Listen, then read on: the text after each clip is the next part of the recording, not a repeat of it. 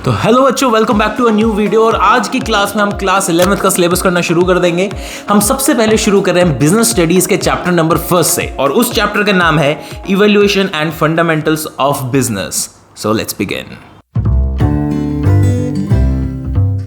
तो बच्चों, इस चैप्टर को ना एनसीईआरटी ने 2 पार्ट्स में डिवाइड कर रखा है। सबसे पहला पार्ट है history of trade and commerce, और जो दूसरा पार्ट है उसके अंदर बिजनेस कंसेप्ट समझाया जाएगा। इसका मतलब ये है कि सबसे पहले तो आपको हमारे जो इंडिया की हिस्ट्री रही है बिजनेस से रिलेटेड, उस हिस्ट्री को बताया जाएगा। ठीक है, जब हमारी हिस्ट्री कंप्लीट हो जाएगी उसके बाद में हम ये पढ़ना शुरू करेंगे कि आज के कॉन्टेक्स्ट में बिजनेस क्या मीन करता है और हम बिजनेस कैसे समझ सकते हैं। ठीक है, तो बेसिकली इसके चैप्टर के 2 पार्ट्स में हम इसको डिवाइड करके हम भी स्टडी करेंगे। तो सबसे पहले अपन शुरू करते हैं history of trade and commerce से।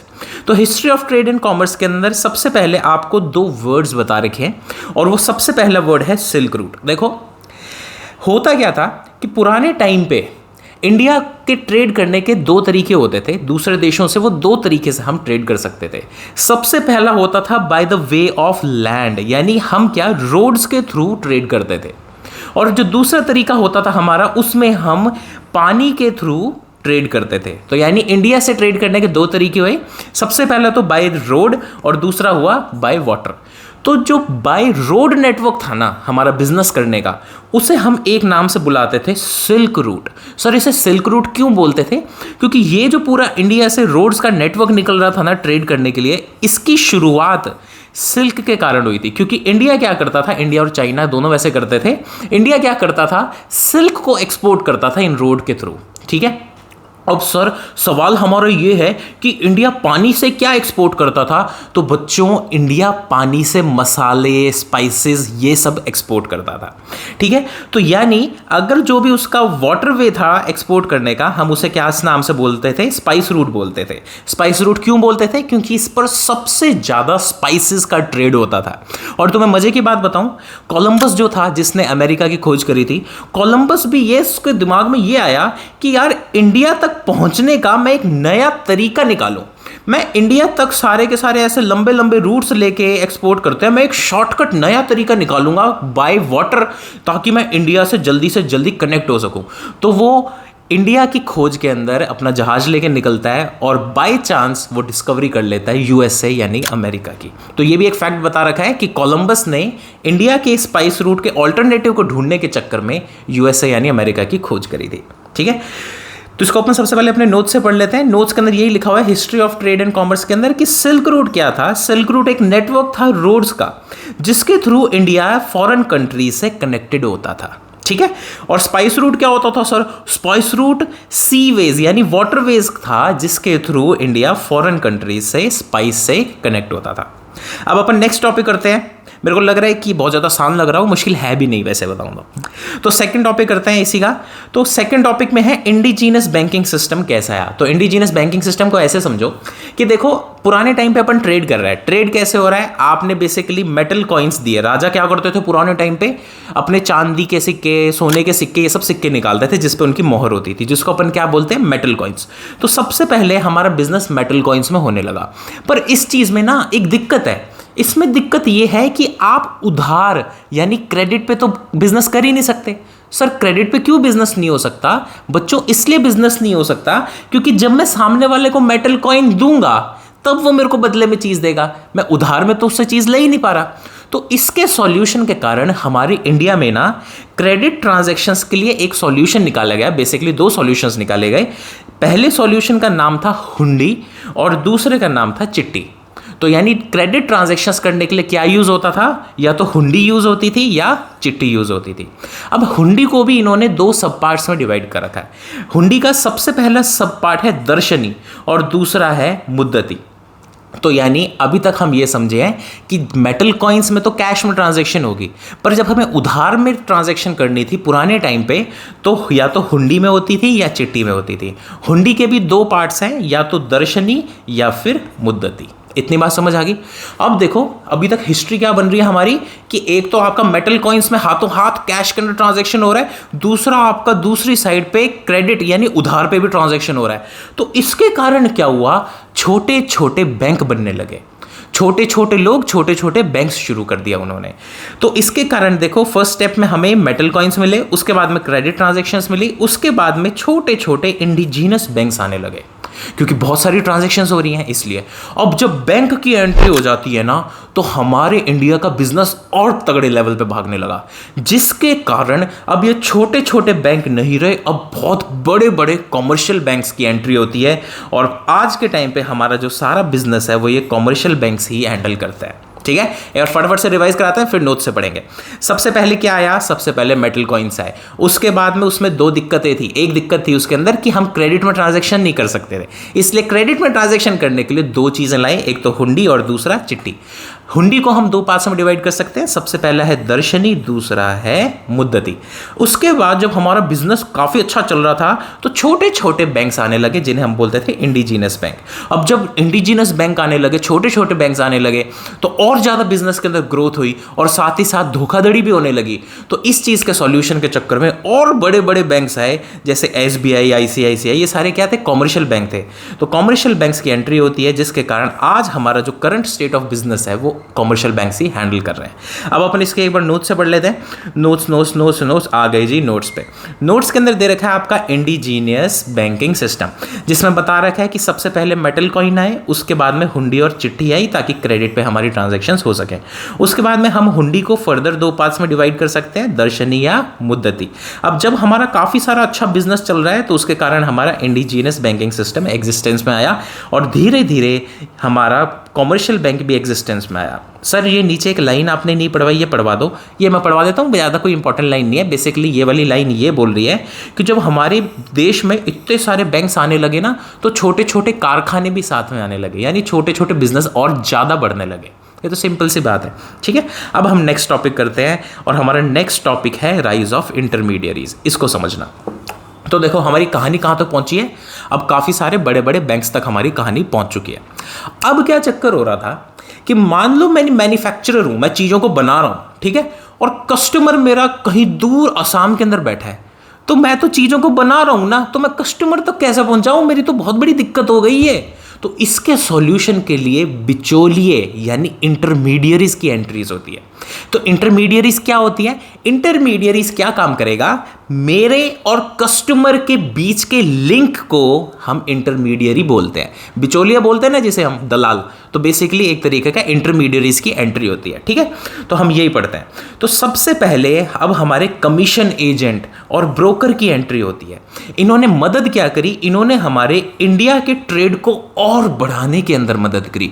अब हमारा ट्रेड और ज़्यादा ऊंचाइयां छू रहा था और इसी टाइम के आसपास हमें एक नाम दिया गया था इस दुनिया ने, और हमें नाम मिला था सोने की चिड़िया, क्योंकि इस टाइम पे हमारा ट्रेड बिल्कुल पीक पे था।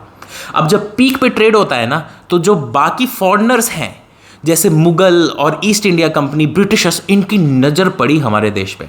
इन्होंने कहा हमें इस देश पे कब्जा करना है। बात समझ में आई? तो जब मुगल्स और ब्रिटिशर्स ने हमारे देश पर कब्जा किया ना बच्चों, तो उन्होंने इंटरमीडियरीज को नाम चेंज करके एक नए नाम से बुलाना शुरू किया। इन्होंने इनको बुलाते थे जगत सेठ के नाम से। जगत सेठ के नाम से ये इंटरमीडियरीज यानी बिचौलियों को बुलाने लगे। अब सर ये चक्कर क्या हुआ, मैं समझाता हूँ। तो देखो, देखा जाए तो सबसे मेजर अब बिजनेस पे कंट्रोल इंटरमीडियरीज यानी बिचौलियों का आ गया।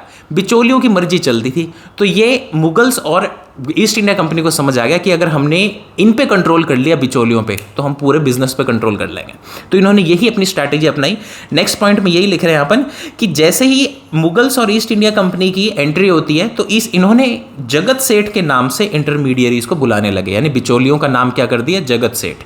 आज के टाइम पे भी ना हम किसी मोटे पैसे वाले आदमी को सेठ के नाम से ही बुलाते हैं। तो वो जो वर्ड आया वो यहीं से आया है। ठीक है, उसके बाद में तीसरी चीज़ में क्या होता है? अब जब ये सारी की सारी चीज़ें हो रही है, अब इंटरमीडियरीज और आ गए, तो उसके बाद से हमारी क्रेडिट की ट्रांजैक्शन और बैंक्स और ज़्यादा थोड़ी सी नेक्स्ट लेवल पे पहुंचे।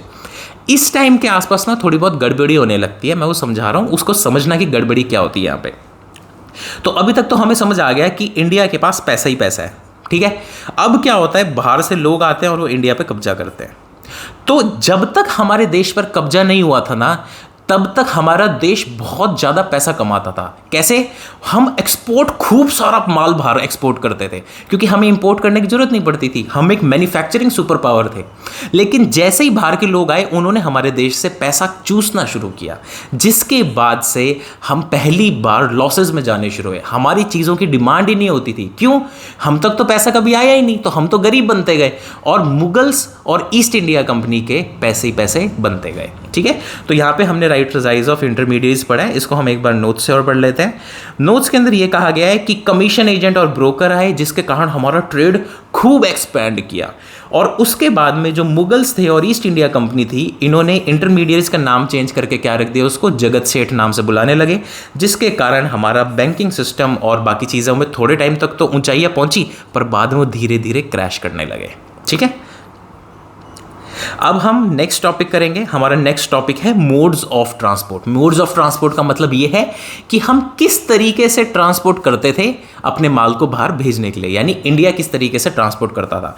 तो देखो, ट्रांसपोर्ट करने के दो ही तरीके होते हैं, या तो बाय रोड होगा या फिर बाय वाटर होगा। अब तुम्हारे मन में आ रहा होगा, सर बाय एरोप्लेन। नलायकों, उस टाइम पर प्लेन होते ही नहीं थे। हम हिस्ट्री की बात कर रहे हैं, बहुत पुरानी। ठीक है, तो यानी आप जब क्वेश्चन आएगा ना what are modes of transport, तो आप उसमें यही बताओ क्या होगे, first is land and second is water.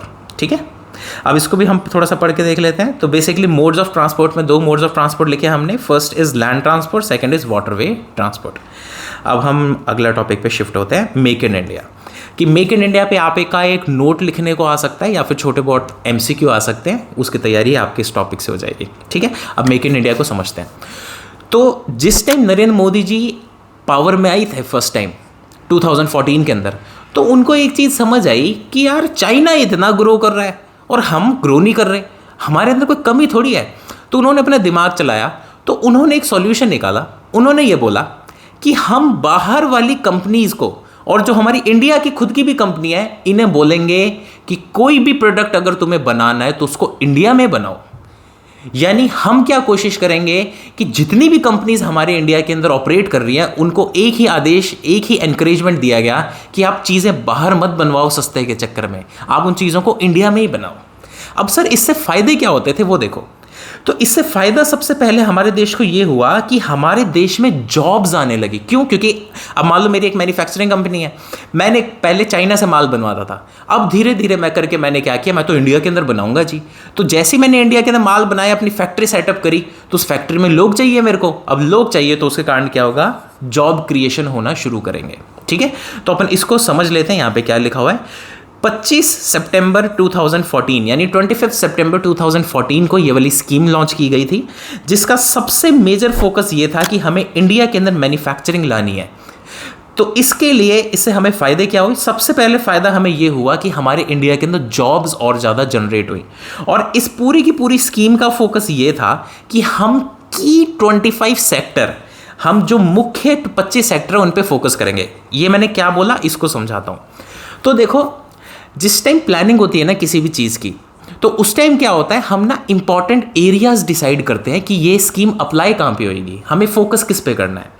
तो इस तरीके से इन्होंने ऐसे 25 सेक्टर्स निकाले थे जिसके अंदर ये फोकस कर रहे थे। जैसे कि इन्होंने फोकस किया था इंफॉर्मेशन टेक्नोलॉजी पे, इन्होंने फोकस किया था ऑटोमोबाइल पे, तो ताकि हमारी और ज़्यादा तरक्की हो। ठीक है, अब फटाफट से 1 मिनट के अंदर रिवाइज कर लेते हैं, उसके बाद में अपन क्लास ओवर कर देंगे। सबसे पहले हम रिवाइज कर रहे हैं कि history of trade and commerce के अंदर हमने 2 वर्ड सीखे। सबसे पहला था सिल्क रूट, दूसरा था स्पाइस रूट। सिल्क रूट का मतलब ये था कि बाय रोड जो भी हमारा एक्सपोर्ट होता था या ट्रेड होता था वो बाय रोड होता था, उस नेटवर्क को हम क्या बोलते थे, सिल्क रूट। जो हमारा वाटर नेटवर्क था हम उसे क्या बोलते थे, स्पाइस रूट। अब उसके बाद क्या होता है, हमारा डेवलपमेंट होने लगती है बैंकिंग की। तो उस डेवलपमेंट का प्रोसेस क्या था, सबसे पहले मेटल कॉइन्स आए, मेटल कॉइन्स के बाद क्रेडिट यानी उधार पे ट्रांजैक्शंस करनी पड़ी। जब फिर छोटे छोटे बैंक्स एग्जिस्टेंस में आने लगे और फिर धीरे धीरे यही छोटे छोटे बैंक्स बड़े बड़े बैंक के अंदर कन्वर्ट हुए। अब यहाँ पे एंट्री होती है बिचौलिए यानी इंटरमीडियरीज की। सबसे पहले इंटरमीडियरीज आए तो उसके कारण हमारा बिजनेस और ग्रो किया। लेकिन जब मुगल्स और ईस्ट इंडिया कंपनी आए तो ये इंटरमीडियरीज को एक अलग नाम से बुलाते थे जिसे बोला जाता था जगत सेठ। अब हम आते हैं मोड्स ऑफ ट्रांसपोर्ट में। मोड ऑफ ट्रांसपोर्ट हमारे पास सिर्फ 2 हैं, पहला है हमारा रोड और दूसरा है हमारा वाटर। यहाँ पे एरोप्लेन नहीं आएगा क्योंकि हम हिस्ट्री की बात कर रहे हैं। उसके बाद में एक शॉर्ट नोट आता है मेक इन इंडिया पे। मेक इन इंडिया कब आया था? 25 सितंबर 2014 में आया था, जिसका फोकस ये था कि हमें इंडिया के अंदर मैन्युफैक्चरिंग को प्रमोट करना है, जिसके कारण ज़्यादा से ज़्यादा जॉब्स क्रिएट हो और हम अपना फोकस डाइवर्ट नहीं करेंगे। हम सिर्फ और सिर्फ 25 इंपॉर्टेंट एरियाज पे फोकस करेंगे कि हमें इन एरियाज में मैन्युफैक्चरिंग लानी ही लानी है। बात समझ में आ गई? तो अगर वीडियो अच्छी लगी हो तो वीडियो को लाइक करना मत भूलना और अपने फ्रेंड्स के साथ तो दबा के शेयर कर दो। ठीक है, मिलते हैं अगली वीडियो में। बाय।